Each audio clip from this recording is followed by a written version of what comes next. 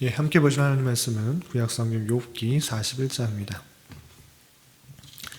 구약성경 욥기 41장 1절부터 11절까지만 봉독합니다. 오늘 말씀 읽기 본문 욥기 41장 1절부터 11절까지 봉독하도록 하겠습니다. 내가 낚시로 리워야단을 끌어낼 수 있겠느냐? 노끈으로 그 혀를 맬 수 있겠느냐? 너는 밧줄로 그 코를 꿰을 수 있겠느냐? 갈고리로 그 아가미를 꿰을 수 있겠느냐? 그것이 어찌 내게 계속하여 간청하겠느냐? 부드럽게 내게 말하겠느냐? 어찌 그것이 너와 계약을 맺고 너는 그를 영원히 종으로 삼겠느냐? 내가 어찌 그것을 새를 가지고 놀듯 하겠으며 내 여종들을 위하여 그것을 메어두겠느냐? 어찌 장사꾼들이 그것을 놓고 거래하겠으며 상인들이 그것을 나누어 가지겠느냐? 내가 능히 많은 창으로 그 가죽을 찌르거나 작사를 그 머리에 꽂을 수 있겠느냐? 내 손을 그것에게 얹어보라. 다시는 싸울 생각을 못하리라. 참으로 잡으려는 그의 희망은 헛된 것이니라. 그것의 모습을 보기만 해도 그는 기가 꺾이리라. 아무도 그것을 격동시킬 만큼 담대하지 못하거든 누가 내게 감히 대항할 수 있겠느냐? 누가 먼저 내게 주고 나로 하여금 갚게 하겠느냐? 온 전에 있는 것이 다 내 것이니라. 아멘. 예, 감사합니다. 예, 오늘 말씀 읽기 본문은 욥기 41장입니다. 욥기 38장부터 오늘 말씀 읽기 본문인 41장까지가 하나님께서 욥에 대하여 대답하시는 내용들로 되어 있습니다. 38장과 39장은 하나님께서 지구를 만드시고 또한 천체와 기상을 주관하여 주셔서 모든 것을 운행하신다라는 것들을 밝히 보여주고 계시고, 또 39장에서는 다양한 동물들, 특별히 사람들과 잘 접하지 않는 그런 야생 동물들까지도 하나님께서는 입히시고 또 먹이시고 또 운행하신다라는 사실들을 욥에게 알려주신 것입니다. 그런 것을 통하여서 욥의 부족함과 무능함 또 무지함들을 밝히 보여주고 계십니다. 또한 40장과 41장에서는 특별히 창조세계의 두 동물 베헤못과 리워야단을 통하여서 그것이 얼마나 크고 또한 놀라운 짐승인가, 그것을 다스리고 또 움직이고 또 이끌 사람이 없을진데 하나님께서는 그 동물들 동안 하나님께서 주관하여 주시고 이끄시고 역사하신다라는 것들을 보여주고 있는 것입니다. 어제는 베헤못이라는 그런 동물, 초식 동물인데 아주 힘있고 능력 있는 그런 모습들을 살펴봤고, 오늘은 리워야단에 대해서 하나님께서 말씀해 주시고 계시는 것입니다. 그렇다면 리워야단이 어떤 동물인가 또 말씀을 통해서 좀 살펴보도록 하겠습니다. 우선 1절부터 11절까지는 리워야단이라는 그런 한 동물을 말씀해 주고 계시는데, 그것은 어떤 누구도 어떤 사람도 통제할 수 없는 그런 동물이다라는 것들을 보여주고 있습니다. 좀 내용을 살펴보도록 하겠습니다. 1절 보면 내가 낚시로 리워야단을 끌어낼 수 있겠느냐? 노끈으로 혀를 맬 수 있겠느냐? 그래서 너는 낚시로 리워야단이라는 그 동물을 끌어낼 수 없다라는 것입니다. 어제도 말씀드린 것처럼 베헤못, 어제 말씀 읽기 본문이었던 베헤못은 이전 성경, 그러니까 개역 한글 성경에서는 하마로 번역되어 있고, 또 오늘 말씀 읽기 본문에 나오는 리워야단은 악어로 번역되어 있습니다.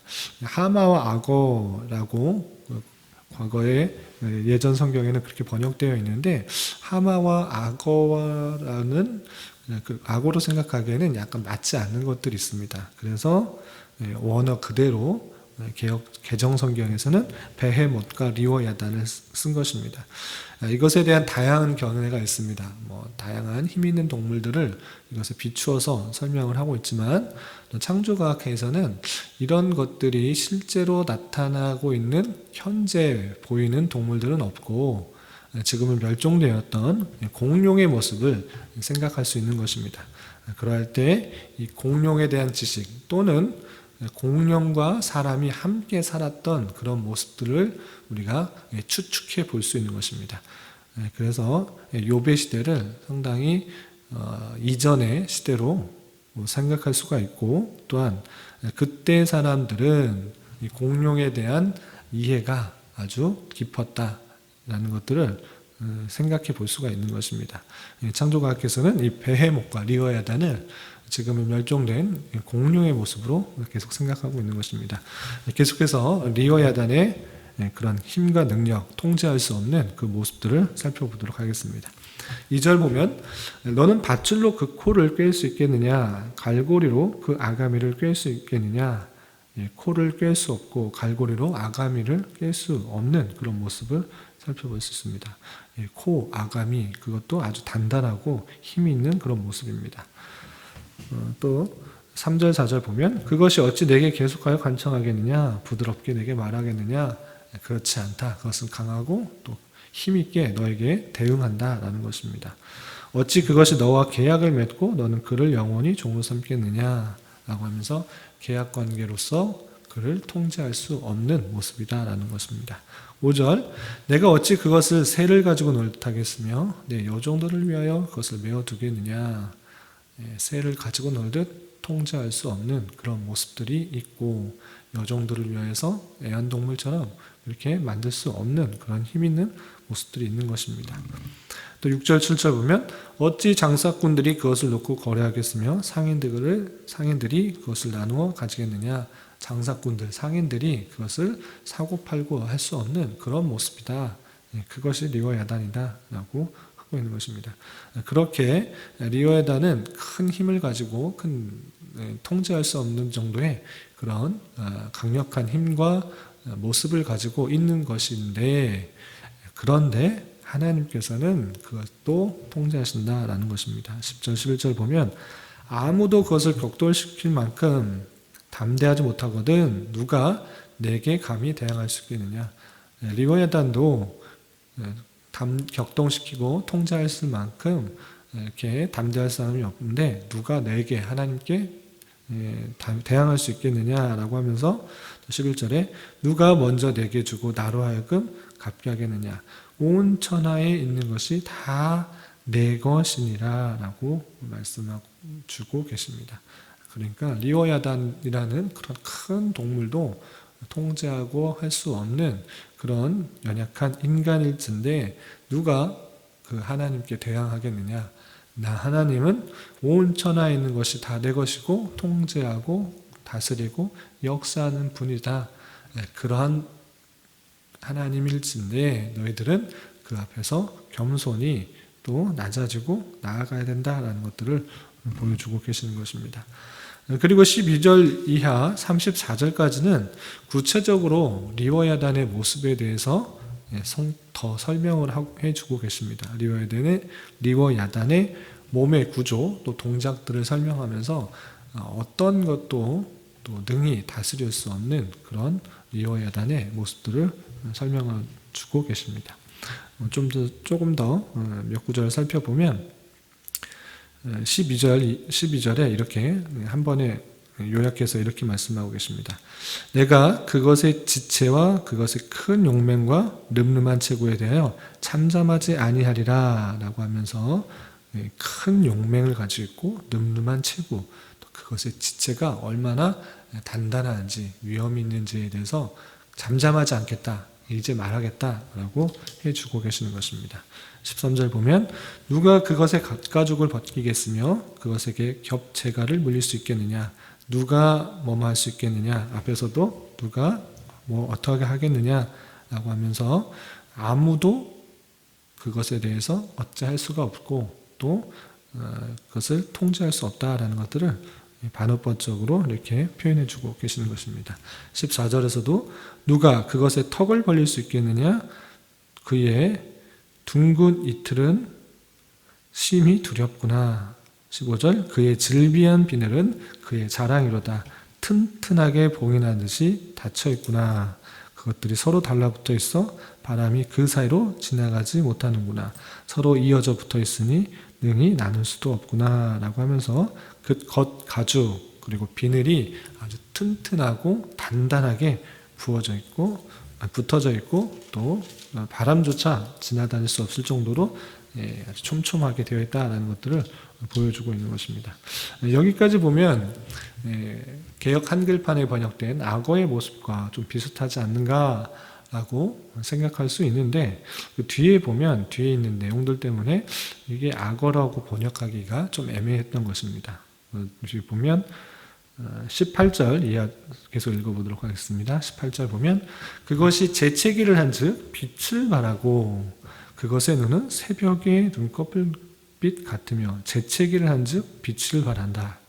이런 표현들이 실제 있는 동물과는 좀 상상하기가 좀 쉽지 않은 것입니다. 또 19절 보면 그것의 입에서는 횃불이 나오고 불꽃이 튀어나오며 그것의 콧구멍에서는 연기가 나오니 마치 갈대를 태울 때 솥이 끓는 것 같구나. 그의 입김은 숯불을 지피며 그의 입은 불길을 뿜는구나.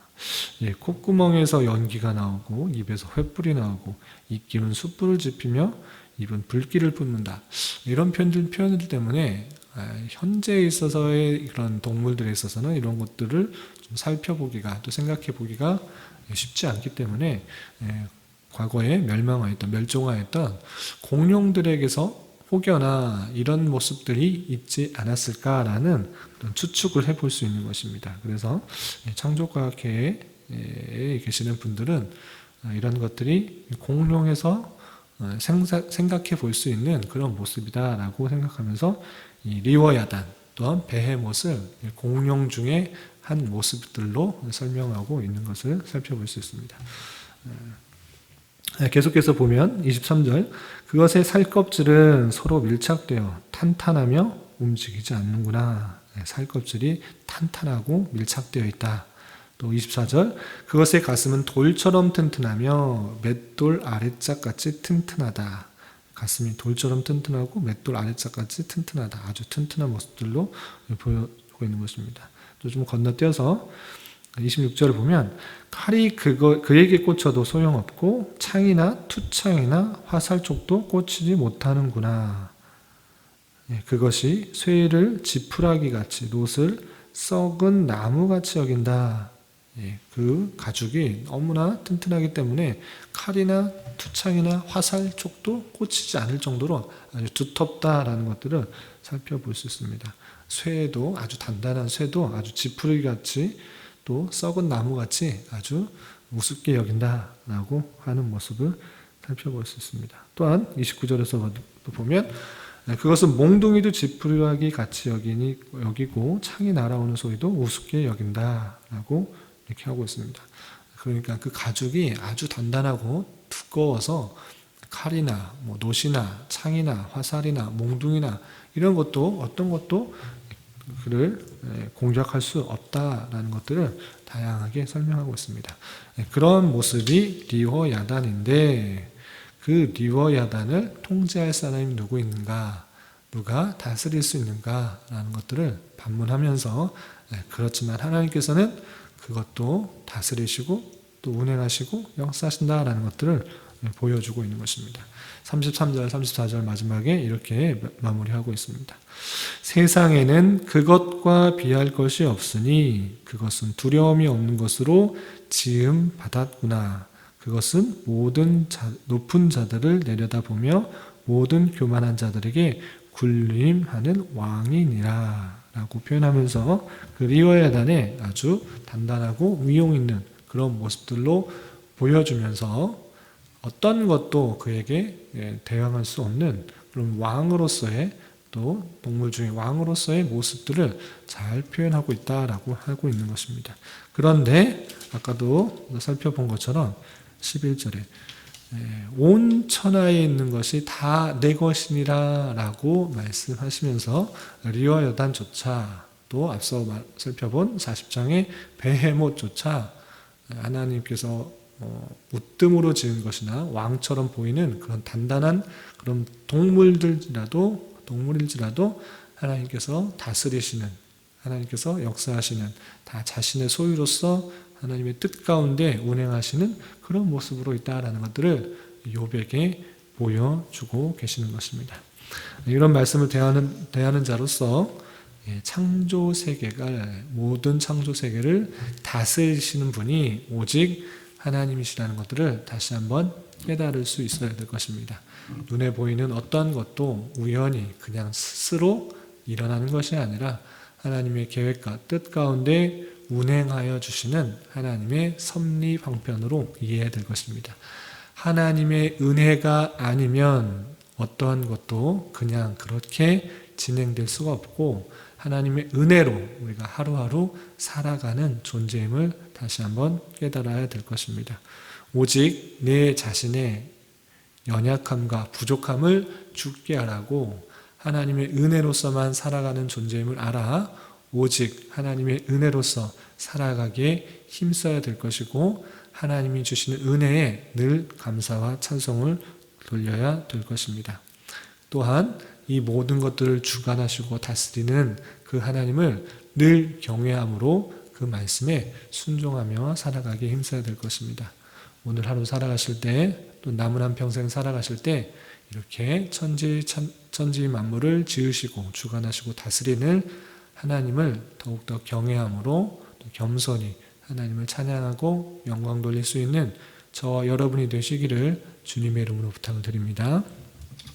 기도하겠습니다. 하나님 아버지 감사합니다. 오늘 말씀을 통해서 인간의 연약함과 부족함을 다시 한번 깨달았습니다. 이 세상 천지 만물을 지으시고 그 모든 것들을 주님의 뜻 가운데 운행하시는 주님이심을 온전히 믿게 하여 주시고 겸손히 오직 하나님의 은혜로만 살아가기에 힘쓰는 자 되게 하여 주시옵소서. 주님, 코로나19 바이러스의 확산이 계속 확산되고 있습니다. 주님 긍휼히 여겨주시고 이를 통해 교회가 더욱 주님 앞에 회개하며 겸손히 주님의 뜻을 순종하며 살아갈 수 있도록 인도하여 주시옵고 온전히 주님께 예배드리고 주님의 명령과 말씀대로 각자의 주어진 삶 속에서 살아가는 일상적인 삶이 막히지 않도록 주님 인도하여 주시옵소서. 또한 이 땅의 위정자들을 붙들어 주사 참된 자유와 민주와 평화 속에서 이 나라가 온전히 통치될 수 있도록 인도하여 주시고 남과 북이 복음으로 하나 되는 은혜 또한 허락하여 주시옵소서. 주님, 5월은 가정의 달로 보냈습니다. 각 가정 가운데 주님 함께하여 주시고 여러 가지 힘들고 어려운 상황 속에서 하나님 말씀이 중심이 되어 작은 천국들의 모습들이 이루어질 수 있도록 인도하여 주시옵소서. 특별히 육체의 질병과 연약함으로 힘들어하고 어려워하는 지체들이 있습니다. 주님 불쌍히 여겨주시고 그의 기도소리, 그의 간구소리, 그의 신음소리에 응답하여 주시고 또한 치유하여 주시고 회복시켜 주시사 주님의 어떠하심들을 잘 깨닫는 귀한 기회가 될 수 있도록 인도하여 주시옵소서. 오늘은 주일을 준비하는 한 날입니다. 주일을 준비하는 모든 손길 위에 주님 함께하여 주시고 모든 성도들 또한 주일을 사모하며 주일을 통해 큰 은혜와 또 하나님의 놀라운 사랑을 깨달을 수 있는 시간 되게 하여 주시옵소서. 이 시간 각자 간구하는 기도 제목 주님께서 들으시고 가장 선한 것들로 응답하여 주시옵소서. 예수님의 이름으로 기도드리옵나이다. 아멘.